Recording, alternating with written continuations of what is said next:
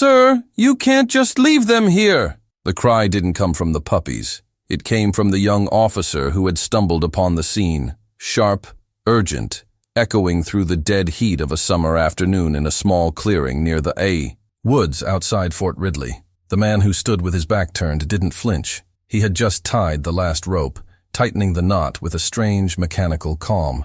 3 German shepherd pups, barely old enough to walk straight, were bound to a twisted oak tree, trembling and too tired to bark. The old man didn't say a word. He wiped his hands on a rag, tossed it into the dry grass, and began walking toward his truck. His steps were slow, deliberate, not rushed, not regretful. The soldier, Specialist Marcus Rayner, stood frozen, fists clenched, unable to believe what he was seeing. He was off duty, taking the long trail walk that helped him clear his head after deployments. But now every instinct in him screamed, this wasn't just abandonment. This was betrayal. Marcus rushed forward. What are you doing? His voice cracked under the weight of disbelief. You're leaving them? Like this? The man stopped. At the door of his rusted pickup, glanced back with eyes that held neither guilt nor shame, just a tiredness that was almost hollow. They're not mine anymore, he said flatly. They're too much. Let nature deal with them. And just like that, he slammed the door, started the engine, and drove away. Dust rose in a choking cloud as the truck disappeared down the dirt road. Marcus stood there, breathing hard, watching, until the taillights vanished behind the trees. Then he turned to the tree, and what he saw pulled the breath right out of his lungs. The smallest pup, a black and tan female, had collapsed onto her side, her legs tangled in the rope. The second, a lighter-colored male, was pawing weakly at the knot, whining in hoarse intervals. The third just sat there staring at Marcus, ears pinned back, as if trying to make sense of what had just happened. All 3 were covered in dried mud, their ribs faintly visible beneath matted fur, their paws scraped raw from trying to dig free. He dropped to his knees, voice trembling now. I've got you. I've got you. The ropes were rough, the kind used for livestock, and dug deep into their tiny limbs. He pulled out his pocket knife and began cutting carefully, whispering soft, broken words with each strand he severed. You're okay. You're okay. You didn't deserve this. It took time, more than it should have. His hands were shaking, not from fear, from fury. By the time all 3 were free, the sun had dipped lower, casting long shadows across the forest floor. He gathered them up one by one. They didn't resist. They didn't even whimper. They simply leaned into him, too weak to run, too tired to care where he might take them. Marcus wrapped them in his jacket and carried them back down the trail to his truck. He didn't speak during the drive, afraid his voice would break if he tried. But inside, a storm had already started. The kind of storm soldiers know all too well. The quiet, contained kind that doesn't explode, but burns slow and deep until something must be done. He didn't take them to the shelter. Not yet. Something in him refused to let go so easily. These weren't just puppies. They were canines. He could see it in their posture, their instinct to observe even when they were in pain. Whoever bred them had done so with purpose, but abandoned them with none. And that made Marcus feel something he hadn't felt since the battlefield. He felt called. He parked outside his home and brought them in gently, laying them on a towel-covered cot. He cleaned their paws, bathed their wounds, warmed their small bodies with a space heater, and sat on the floor beside them long after midnight. When the littlest one nudged her nose against his boot, he felt something shift. These weren't strays. They were survivors, and he would make sure the world knew what someone had thrown away. The next morning, the house smelled faintly of antiseptic and damp fur. The 3 puppies were still asleep, curled together in the corner of Marcus's living room, where he'd made a soft bedding of folded towels and an old blanket. The smallest one had taken to nestling beneath the crook of his arm during the night. When he stirred, she whimpered softly, but didn't move. The others remained pressed close to each other, their breathing steady but fragile, like they hadn't yet decided if they were safe. Marcus got up slowly, his joints aching from a night spent on the hardwood floor. He moved with purpose, filling 3 bowls with water and 1 with a mixture of soft food and boiled rice. He'd served with dogs before, K9 units with names, and service records, some more loyal than people, all trained to protect and obey. These puppies weren't trained yet, but the instinct was there. He saw it in the way they tracked his movements with their eyes, even when too weak to rise. They weren't ordinary. They were bred for something more. When he knelt to place the food, the largest of the 3, a sandy-colored male with deep brown eyes, struggled upright and limped to the bowl. He sniffed, hesitated, then began to eat slowly. The other two followed, weaker, but no less determined.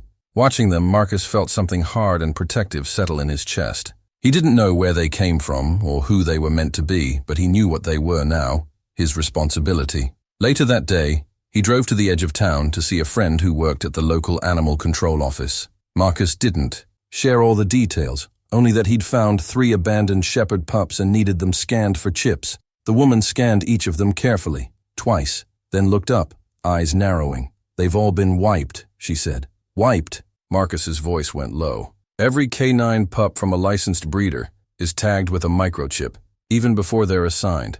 These 3 were clearly part of a program. Look at their bone structure, the markings, but someone's overwritten the chips. It's like erasing a serial number from a weapon." Marcus didn't speak for a long moment. He just stared down at the smallest pup curled in his lap, her ears twitching faintly in her sleep. "Someone didn't just abandon them," he said finally. "They erased them, like they were never born." He left that office with more questions than answers, and a burning in his gut that wouldn't quiet. Back home, he set up a small whiteboard. In the garage, the kind he used to use for planning recon, he marked down dates, times, the route he'd walked that day. Then he went back to the clearing where he'd found them. There was nothing left, not a scrap of rope, not a single footprint. Someone had returned, cleaned the scene, tried to remove any trace, but they hadn't counted on him. Back at the house, the puppies were improving. The smallest, who he'd started calling Freya, followed him wherever he went now, her tail a cautious flick, her eyes always locked on his. The middle pup, Axel, had begun barking in short, sharp bursts when he heard footsteps outside the front door. And the largest, Diesel, would sit beside the window, unmoving like a statue carved from loyalty itself. They weren't afraid anymore. They were watching, waiting. That night, Marcus sat on the porch with all 3 curled around his boots. The stars stretched endless above him, but his thoughts were on something far smaller and closer, the man who had walked away. He hadn't forgotten the look in his eyes, detached, distant, like someone who hadn't just given up on the pups, but had been told they weren't worth fighting for. Marcus had seen that look before, in combat zones, in classified briefings, in debriefs where human lives were reduced to numbers on paper. He'd come home to escape that world, but now it had followed him here, and this time it wore a civilian face. As the wind shifted through the trees, he reached down and ran his hand gently along Freya's back. She shivered, but didn't pull away. "They thought you didn't matter," he said quietly, "but they were wrong." Marcus didn't sleep that night. He lay on the couch with Freya nestled against his chest and the other 2 nearby, his eyes wide open in the darkness. The weight of what the woman at Animal Control had told him wouldn't loosen its grip. Puppies didn't just end up in the woods with wiped microchips and a man cold enough to tie them to a tree. Something bigger had unraveled, something organized, and maybe something military. At dawn, he brewed a pot of black coffee and made his decision. If these pups were once meant to be canines, someone had trained them, or started to, and someone had decided they weren't worth finishing. That wasn't just cruelty, that was protocol. Marcus grabbed his old field laptop from the garage, blew the dust off the case, and fired it up. Years ago, before retirement, he had clearance that allowed him access to archived procurement files, dog units, breeding contracts, joint force canine deployments. His access had long expired, but that didn't mean he'd forgotten how to find what he needed. By mid-morning, he had a lead, a closed-down program listed under a vague operations tag, Cobalt Vale. It was familiar in name only, a classified K9 development initiative that had gone quiet just before his last tour, supposedly a partnership between military handlers and a private security firm testing early-phase tactical canine genetics, the kind of program that never made it past internal trials, the kind that ended in silence. And sometimes in disappearance, he made a call to an old friend, Staff Sergeant Elena Brooks, who had worked as a handler before shifting to base security operations. She owed him. Years ago, he'd pulled her out of a bad op in Kandahar that would have buried her career. If anyone knew something, it was Elena. When she picked up, her voice cracked with surprise. "Marcus, thought you were done chasing ghosts." "I thought so too," he said, "until 3 of them showed up on my doorstep." He explained everything. The tree, the rope, the blank chips. Her end of the line went quiet. "You think they were cobalt?" she asked. "I don't think," he said. "I know," she sighed. "Look, I don't have access anymore, but I can tell you this. About 8 months ago, there was a quiet sweep of a facility outside El Paso. Civilian-run, military-funded. They shut it down in the middle of the night. The handlers were told it was funding, but rumor was something went wrong with the last litter." "What do you mean?" "Temperament issues. One report said the pups didn't bond. Another said they were too independent, too unstable for field use, whatever that means. Management panicked, pulled the funding, and ordered the animals destroyed." Marcus's blood went cold. "Destroyed? Yeah. But you know how this works. That's paperwork. Doesn't always mean they did it. Sometimes they just disappear the evidence." He hung up without another word. Back at the house, Freya was curled on her side beneath the table. Axel and Diesel were asleep by the window, their legs twitching as if they were chasing something in their dreams. Marcus knelt and gently stroked their heads. Each had grown stronger, their eyes more alert, their movements sharper. He'd begun training them in simple routines: recall, sit, hold, and they had taken to it like they were born for it. Because they had been. The truth landed heavy in his chest. These weren't rejects. They were rescues from a project that never gave them a chance to prove who they really were. And someone had gone to great lengths to make sure no one ever would. That night, he stood in the garage staring at the whiteboard. He erased the word abandonment and replaced it with something harsher: erasure. And below that, he wrote 3 names: Freya, Axel, Diesel. Not numbers, not tags, not failed tests. Names. The next morning, he packed the truck. Not to leave them, but to bring them where they should have gone from the beginning. A real handler's course. Not the flashy ones for polished. Patrol dogs. The underground programs. The ones where damaged dogs found their second chance. It was a 2-hour drive, and every mile felt like a promise. When they arrived, an old trainer named Barrett, weathered and slow-moving, met them at the gate. He took one look at the dogs, then at Marcus, and just nodded. "I've seen these eyes before," he said. "You're not here to teach them. You're here to remind them." Marcus didn't smile. He just opened the crate and let them step into the light. The training grounds weren't much, just a stretch of worn earth, a few rusted agility structures, and a line of cones that had faded from bright orange to sun-bleached pink. But Marcus knew it wasn't the paint that mattered. It was the repetition, the muscle memory, the silent connection built not through commands, but through trust, earned second by second. And the pups, now 3 months stronger, were ready. Barrett wasn't soft. He didn't believe in coddling or congratulating too early. He had seen, too, many handlers break good dogs with pity. "They're not pets," he reminded Marcus the first day. "They're partners. They need to feel that they belong to something greater than themselves." Marcus didn't argue. He understood that truth more than anyone. But he also knew these 3 had come from the opposite end of that spectrum. They were discarded, not because they couldn't serve, but because someone had never tried to see if they could.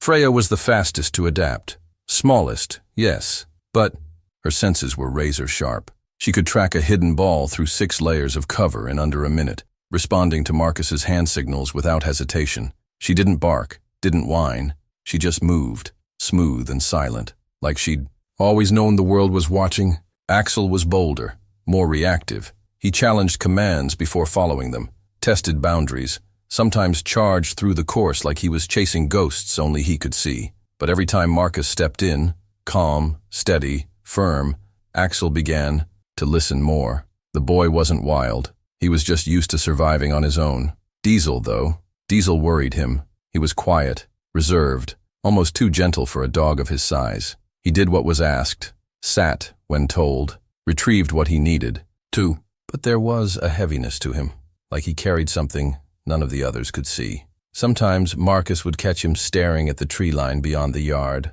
unmoving, as if waiting for someone to come back for him, or for something that never arrived. Barrett noticed it too. One afternoon, he leaned on the fence and watched Diesel go through the motions of a controlled obstacle run. When the dog hesitated at the tunnel entrance, Barrett said quietly, "That one's seen too." "Much." Marcus kept his gaze forward. "That's why I haven't given up on him." And he didn't. Day after day, Marcus stayed with Diesel longer, used different approaches, worked on scent games instead of strict drills, let him build confidence by succeeding in small ways. A caught ball, a clean jump, a silent down. Slowly, the dog began to come alive, not like Axel, loud and forceful, but with a kind of quiet resolve that stayed in his bones. It was near the end of their second month when everything changed. A call came in, unusual for Barrett's compound. A local rescue team had lost a civilian hiker during a storm 3 counties over. Heavy rainfall had caused a mudslide, cutting off trails and burying paths. The K9 units on the team were overworked, and they needed backup. Marcus didn't hesitate. He offered Freya. Barrett raised a brow. "She's ready?" Marcus nodded. "She's more than ready." The team arrived just after dawn. Helicopter downwash, mud-coated boots, and worried faces. Freya didn't flinch at the noise. She climbed into the rear seat of the Jeep like she'd done it her whole life. At the sight, Marcus walked with her through the debris, letting her pick up the trail. Within 15 minutes, she had caught a scent. 20 minutes later, she led the team to a collapsed tree where a man had been pinned beneath the roots, unconscious, but alive. The rescuers stared at her like she was magic, but Marcus didn't see magic. He saw what belief could do when it was given room to grow. They returned to the training grounds the next day, Freya walking proudly at his side. Diesel and Axel greeted her with low whines and playful snaps at her heels. Marcus smiled as he watched them reunite, the way survivors always do, with quiet understanding and no need for words. But later that evening, Barrett pulled him aside. "There's interest now," he said, holding up a folder. "Someone on?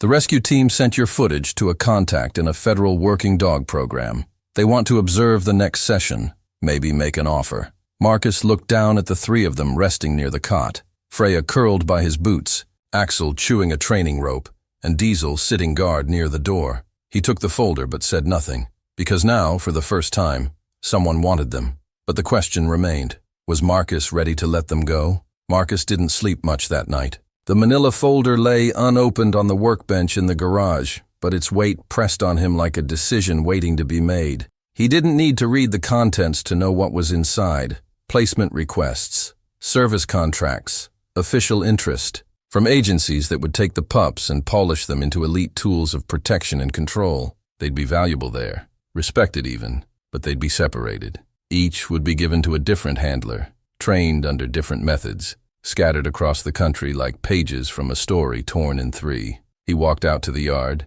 At sunrise, a hot mug of coffee in one hand, his other scratching behind Freya's ears as she leaned against his leg. Axel bounded toward a loose soccer ball, growling dramatically before pouncing. Diesel didn't join them. He sat farther back near the porch steps, as always, watching. That dog had changed the least, and yet, in the ways that mattered, he'd come the farthest. Where Freya had proved her worth in the field, and Axel had begun responding to high-level commands with precision, Diesel remained quieter. He didn't outperform. He didn't seek praise, but he saw everything. When the others got distracted, Diesel stayed focused. When Freya got spooked by a distant engine or Axel barked at the wrong target, Diesel stood calmly, his body tense but grounded. Marcus had stopped calling it hesitation. He knew what it really was: judgment. That evening, Marcus decided to give them one last run.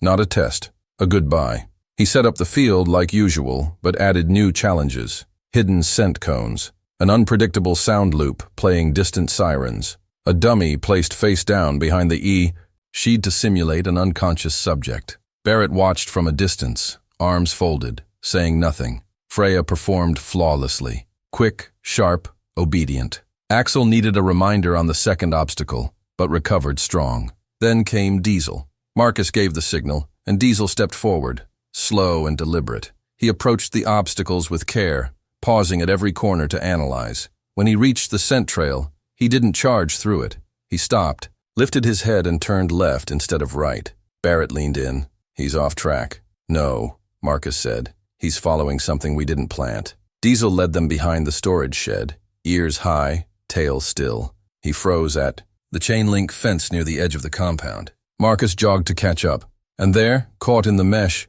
was a figure hunched over, attempting to cut through with bolt cutters. A man in dark clothing, startled and sweating, dropped the tool and tried to run, but Diesel didn't lunge. He didn't bark. He circled, herding him back toward the fence without a sound until Marcus stepped in and took over. By the time backup arrived, the man was restrained and silent, and Diesel stood nearby, chest heaving but calm, eyes locked on Marcus. Later, the guards confirmed the intruder was part of a network known for stealing and reselling trained working.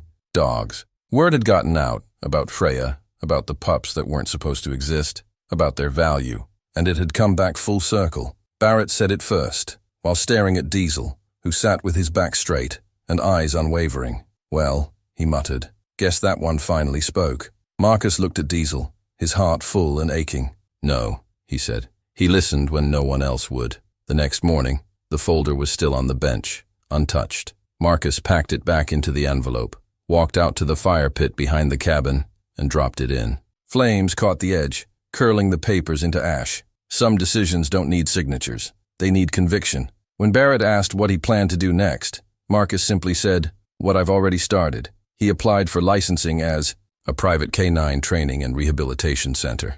Not for mass programs, not for profit. For dogs like these, discarded, misjudged, written off before they even had a chance. Freya, Axel, and Diesel stayed with him, not as trainees, not even as projects. As partners, news of the incident spread, but Marcus kept them out of the spotlight. He trained quietly, worked deliberately. Over time, more dogs came, some scarred, some shaken, but none forgotten.